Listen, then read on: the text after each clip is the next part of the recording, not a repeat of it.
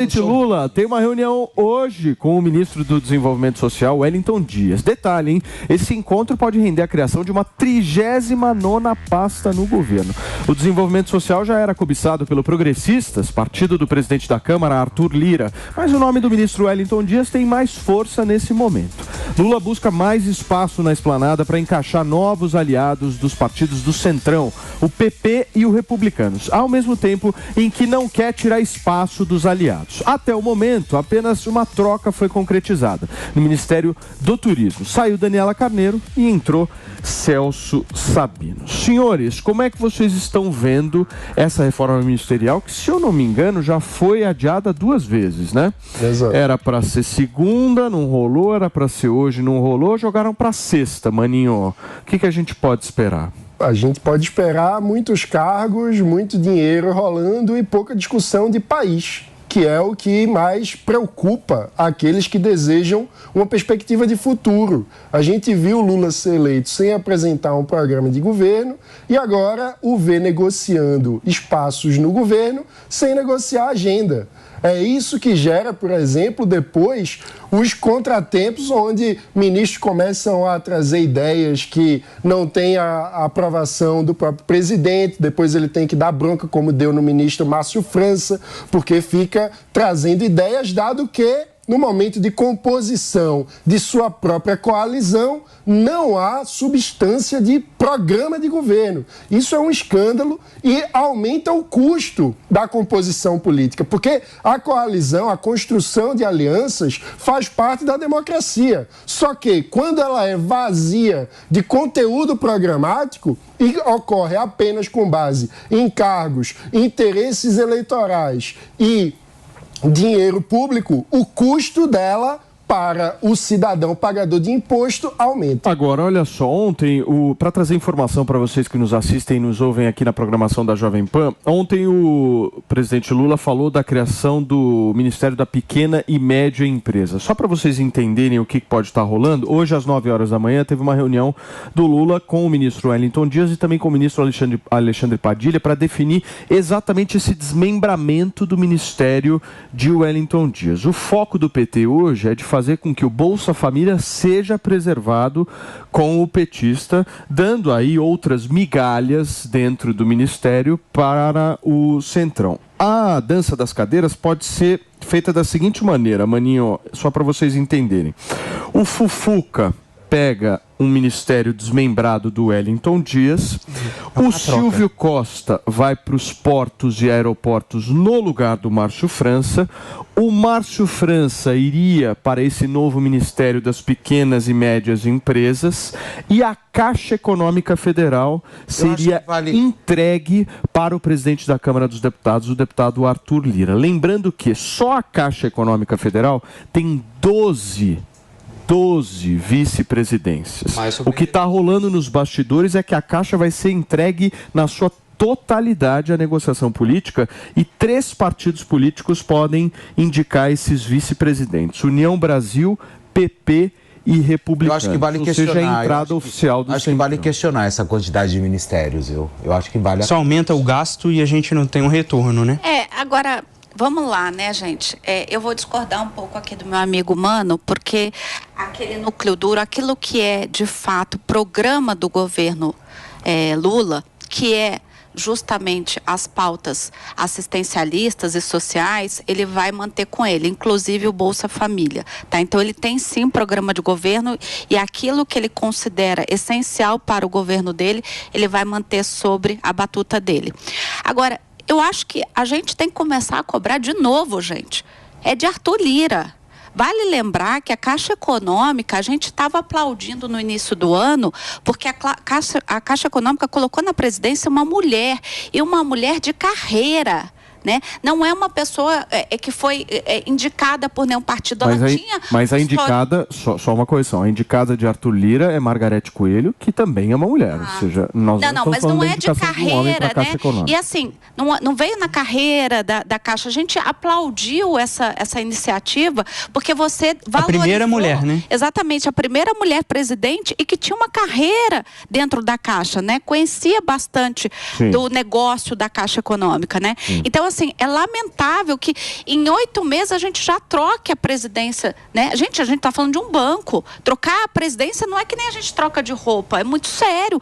É um movimento de um... Mas o que o Arthur Lira tem a ver com isso? Porque é pressão dele do Centrão. É sim, mano. não, mas... É sim, Jota. É sim. Você tá morando na Suíça? Ô, Jota, você sabe como é que funciona o tabuleiro político, né? Não tem fonte de água aqui, não. O presidente da Câmara dos Deputados cobra coisa do presidente. É fato. Quem está pressionando é Arthur Lira e todos. Isso não é uma vontade do Lula. Ele não queria criar mais um ministério. Agora, você dizer também que Lula foi eleito sem nenhuma pauta, você está brincando, né? Não, veja. Fala, Jotinha. Jotinha, menos o quê? Vamos abaixar o tom. Você não precisa gritar. Vamos conversar eu e tu, então vou falar bem baixinho. O presidente Lula, está inaugurando a governabilidade? Eu estou dizendo que não é uma vontade específica do presidente Lula. Quem define? Quem define é ele que está com a caneta na mão, mas quem está pressionando é o Centrão. Mas quem está pressionando é o Centrão. Fala baixinho. Mas uma dúvida, por que vocês dois, Elaine Keller e meu querido Henrico, por que vocês, na época que Jair Bolsonaro estava na presidência da República, vocês culpavam Jair Bolsonaro pela negociação do Centrão? Não, mas eu acompanho você de muito tempo. Eu acompanho você há décadas. Não vamos falar de idade aqui, né, querida? Pressão é desagradável isso. Agora, por que vocês, na época de Jair Bolsonaro, culpavam o Jair Bolsonaro e agora o Lula fazendo a mesma coisa, vocês dão aquela... Eu nunca culpei o Jair Bolsonaro. Claro que culpou. Você dizia que eram negociações escusas. Eu nunca disse isso. Eu lembro, querida, em 2019, quando você... Imagina, eu nunca disse isso, Paulo. Não, pelo contrário. Não, eu sempre tô, inclusive quem me acompanha aqui na PAN sabe que eu tô sempre colocando a culpa no Congresso. Porque, me desculpa, o Congresso é que pressiona e cada vez mais a gente... Mas o responsável por liderar... Exato. Não é novidade. Então pronto. Então, o responsável por liderar... Então, meu anjo, então não é culpa do Lula, não é culpa do Bolsonaro, não é culpa do... É culpa do Congresso. A caneta tá com ele. Mas é a pressão do Centrão e do Congresso Nacional. O responsável por liderar a formação da coalizão do seu próprio governo é sempre o presidente da República. Mas a gente sabe. Isso é óbvio. A questão é qual é os termos de negociação. De vocês de culpar o Arthur Lira? Não, ele também é culpado. Você acha que tudo bem o que o Arthur Lira está fazendo? A pressão que ele tem? Eu acho que existe um governo... é natural e democrático. Mas aumentou. Claro. A democracia... A democracia pressionar por claro. O Brasil funciona assim, Elaine. Não vai ver que tá falando da Europa muito tempo. Agora, vamos lá. Mas isso aí funciona assim. O presidente da Câmara não é... gente. O presidente da Câmara não tem a função senão o povo não entende em casa nem na rádio. Ele tem o papel de legislar. Vamos lá. Essa é a realidade. Coalizão. Essa é a realidade. Bem-vindo à política brasileira. Ao governo de coalizão.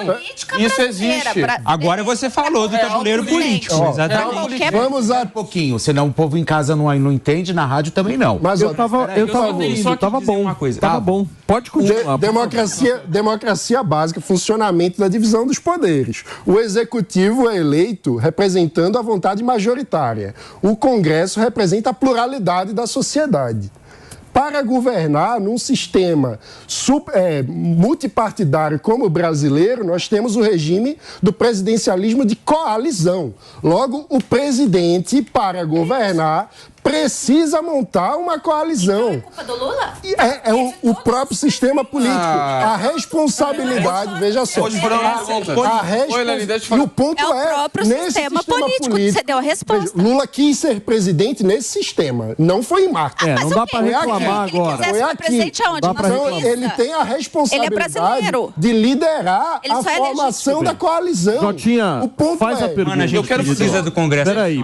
Vamos precisa da governabilidade. É isso que está em pauta. O ponto vamos por partes. Deixa eu fazer uma pergunta. Vamos por partes. Michel Temer tinha 25 ministros, se eu não me engano, 25 ministérios. Aprovou a reforma trabalhista. Jair Bolsonaro aprovou o marco do saneamento, aprovou a reforma da Previdência com 22 ministérios iniciando no seu governo. Lula está com 38 ministérios e mal conseguiu aprovar a PEC dos ministérios. Que a qualidade do nosso Congresso está piorando. Por que o Lula tem que entregar? A qualidade do Congresso está piorando. Claro que é a culpa do Congresso. Ué, o dinheiro vai para quem? Para quem Eduardo as emendas parlamentares? Então, porque ele era o presidente da Câmara. Para quem que estão indo as emendas parlamentares? O Rodrigo Maia. Você negociou com o Lula? O Rodrigo Maia tinha problemas com o antigo governo. Também não. Você pediu o cargo do ministério? Eu também não. Então, quem está pedindo é o Congresso. A questão é que o PT tem muita dificuldade de compartilhar poder efetivo. O PT deseja... Agora está criando um monte. Exato. Criando mais um ministério. Porque, veja só... Não é incoerência. Vamos lá. O fato de não compartilhar o poder naquilo que de fato importa é que gera a necessidade de criação de ministérios. Porque o PT não é capaz de negociar as políticas públicas de saúde, educação, desenvolvimento social. Construir uma coalizão, todos. Construir uma... Não claro, é pauta do Executivo isso. Agora é preciso do construir Legislativo. uma coalizão com os partidos. O que você chama de coalizão? Coalizão em qualquer lugar do mundo. Uma boa roda liberal. Compor o governo com um programa compartilhado com os partidos que fazem parte da coalizão. É essa a questão. Vocês não podem estar zombando da nossa cara, porque o governo Não, olha, Deise. Não. Ô, Jotinha, você tá com alguma coisinha aqui? Tira pra mim, então. Tá mais próximo? Não, é porque eu não sei se você estava andando hoje, caiu algum galho. Uma folha. Olha só que interessante. Cuida de mim, então. Só um pouquinho que eu vou deixar ele calmo aqui. Acabei de tirar um galho aqui. Muito obrigado, isso é perigoso. Desculpa, viu, atrapalhá-la, que realmente... Tá mais calmo? Deise. O governo turbina o orçamento secreto. Falou que ia acabar durante a eleição, uma excrescência, é uma safadeza. Safadeza eu gosto, do orçamento secreto não. Então Lula diz que é safadeza, o orçamento secreto. Mantém e ainda turbina durante seu governo. Aumenta o número de ministérios para conseguir governabilidade. E agora tá me dizendo Eu perdi a linha do raciocínio. Você... Perdeu? Porque tô olhando meus olhos. Agora, Henricão, por favor, eu quero te ouvir também. Peraí, queridos, vamos ouvir o querido Henrique. Vai lá. Eu e a Elaine, a gente não está concordando com a criação de mais um ministério. O que a gente está tentando explicar é que faz parte do jogo do tabuleiro político. Ou seja, o Arthur Lira e o Centrão estão pressionando 24 horas por dia o governo do presidente Lula. Isso eu tô falando porque eu tô por dentro das fontes mais do que todos vocês que estão aqui. E a situação tá feia. A situação tá feia. Ou seja, o governo do presidente Lula está sendo pressionado. E o que o presidente da República ele precisa? De governabilidade. É o que a gente precisa. A gente precisa governar o país. A gente precisa fazer com que as pautas do Congresso Nacional andem para o Brasil andar. O Brasil ficou submetido a uma quantidade de mentiras, a uma quantidade de fake news durante 4 anos de um presidente da República que só falava abobrinha. E orçamento secreto? Agora, só um minuto. Quero rebater você, porque você disse que o presidente Lula foi eleito sem nenhuma pauta de governo. Qual que foi a pauta central da campanha do presidente Lula? As contas não fecham. O programa fazer não para com que de o povo brasileiro pudesse comer 3 vezes ao dia. Isso não é pauta. Fazer com que o povo brasileiro pudesse ter dignidade, incluir o pobre no cidadão, dando dinheiro no imposto de renda. O pobre andar de avião, com uma geladeira nas costas. E eu vou dizer pra vocês. Picanha é pauta. E eu vou dizer pra vocês. E fazer com que o povo tenha direito realmente, Felipão, de andar de avião mesmo. Incluir o pobre no orçamento, dando dinheiro para a montadora de automóvel. É isso que a gente vai falar. Política pública. Picanha. Isso não é política pública. Não foi só isso. Foi um plano econômico. Foi um plano econômico para colocar os mais pobres governo do Bolsonaro. E fazer com que o povo seja tratado dando dinheiro para a montadora de automóvel. Não como coadjuvante. O Lula quer incluir o pobre no orçamento. Então você cometeu um fake news grave aqui. Qual é o fake news? De dizer que o Lula foi eleito sem nenhuma pauta, cara. Sem programa. A gente está falando para milhares de pessoas aqui. Exato. Tem a responsabilidade. Quando Desculpa, ele diz eu não sou de me exceder. No orçamento não, e passa você nervoso, hein? Um negócio assim. E passa dinheiro para montadora de veículo. É esse tipo de contradição, esse tipo de questão que não para de pé. O Lula trouxe bordões vazios, não trouxe programa de governo. Agora, mano, dizer que a empregada doméstica, ela não usou na segunda-feira o perfume que a patroa tinha utilizado na sexta no governo do Lula e da Dilma, você acha que isso não ocorreu? Você acha que isso não ocorreu? A maior política de inclusão social da história desse país? O Bolsa Família, que o PT era contra. O Bolsa Família é um programa liberal. Tem a ver porque as pessoas elas chegaram ao poder de consumo de classe média porque foi a maior política de inclusão social da primeira década do século XXI. Pelo amor de Deus. Ou seja, então dizer que esse país partido voltou e voltou ao léu?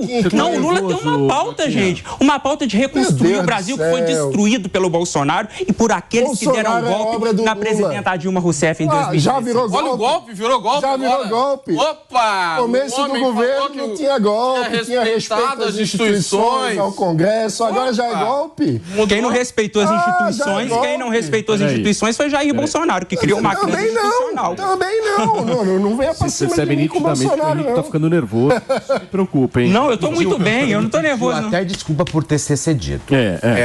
Agora, quer voltar no golpe? Fica à vontade, Jorge. Não, eu só achei estranho essa diferenciação. Isso aconteceu agora, primeiro com a Elaine, né, que saiu do MST para defender empreendedor, e agora do nosso defensor das instituições, que agora está dizendo, nos acusando a oposição de ter feito um golpe de Estado. Vocês mudam bastante. Jota, o Brasil sabia da dignidade da Dilma, não importa a gestão que ela fez. Não sabe. O povo brasileiro sabe a dignidade dela. Não sabe até agora. O que a presidenta Dilma cometeu, e a Elaine está aqui, foi a mesma coisa que todos os presidentes na história cometeram. Isso é fake news. A verdade é que a Dilma ela foi retirada do poder porque a elite política desse país não é uma coisa muito boa, viu? Fraude orçamentária e incompetência política. Isso que levou ao impeachment.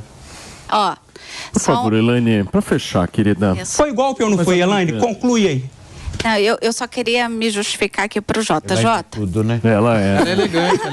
Ela me lembra uma fonte de água de Genebra. Maravilhosa. Filtrada? Filtrada. Ah, tá. É linda aquela que... As fontes da Europa. Ela me lembra, sabe, aquelas fontes da Biquinha lá em São Vicente. Maravilhosas, que você vai lá e pega água. Ela é meio que uma água Pellegrino, assim, sabe? Coisa maravilhosa. Mas, por favor, pode seguir, querida. Eu queria só explicar pro Jota. Jota, vamos lá. Eu não sou política e não tenho nenhuma tendência, nem anseio por militar na política. Eu parto do bom senso. Então, aquilo que eu entendo que é bom senso, eu defendo. E na história do MST, eu acho que a gente fala, mas a gente precisa conhecer os dois lados. Eu acho que democracia é isso, conhecer os dois lados. Conhecemos ao longo de 13 anos do governo do PT o lado do MST. Não, foi isso que eu fui fazer. Porque eu saí do conforto da minha casa e fui sim conhecer para saber do que eu ia falar, né? Pela responsabilidade pelo lado deles. Com quem está nos assistindo e ouvindo. Com relação aos empresários, eu defendo sim, até porque eu sou uma empresária e eu sei o quanto é duro empreender no Brasil. Então, o que está certo, o que está errado a gente precisa consertar. Consertar, criar pontes, unir, né? E não só criticar. Como é que nós vamos fazer para melhorar tudo isso? Eu acho que é isso que a gente tem que começar a debater. A união e a reconstrução. O lema do nosso governo. Agora, eu só fiquei um pouco... União chamando... Foi um golpe! Golpe. Reconstrução. Muito bem, queridos.